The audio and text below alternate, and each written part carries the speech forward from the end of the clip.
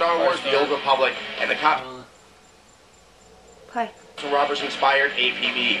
Plus, we've got reviews of all the latest games, including Trauma Team, the Wii medical thriller that has you racing against time in the most Japanese version of Operation you've ever seen. Iron Man 2.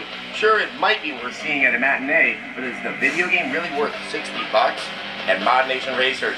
Find out if this PlayStation 3 exclusive takes kart racing to the next level. All that and more. Don't miss it. Plus, an all-new MMO report. So, Mod Nation Racers, I think I'm better suited to build a track than to build a level in Little Big Planet. Building the levels in Little Big Planet were admittedly hard to do something well. You realize actually how much work they had put into those levels and how much detail and thought. I could just make a circle. And I'm like, look, it's my track. It's called The Circle. Thanks for watching. Website at drugfree.org.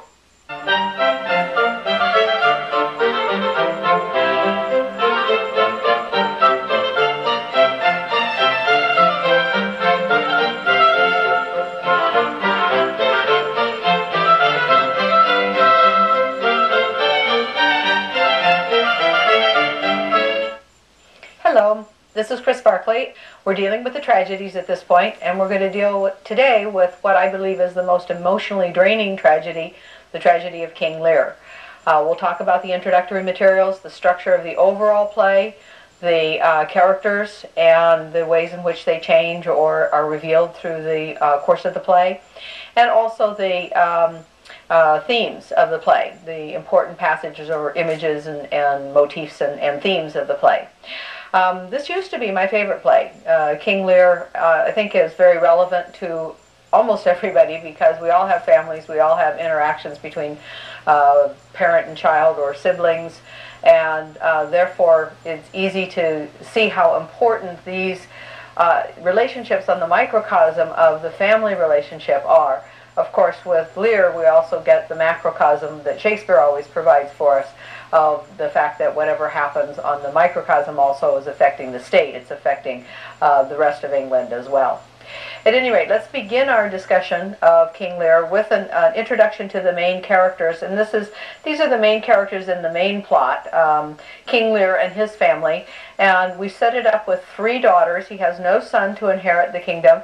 So he's dividing the kingdom among his 3 daughters, his first 2, Goneril and Regan, and then his 3rd daughter, Cordelia. Cordelia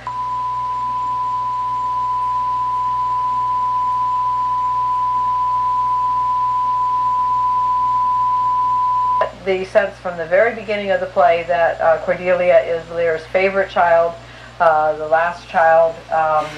Goneril and Regan have married, they've moved someplace else.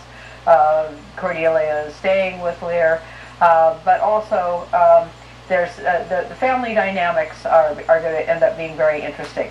Goneril is married to Albany. Albany turns out to be a good guy, even though Goneril and Regan are Machiavellians. There are villains in King Lear. Albany, married to Goneril, is going to understand her character a little bit better by the end of the play. Is going to be on the side of the restoration of order.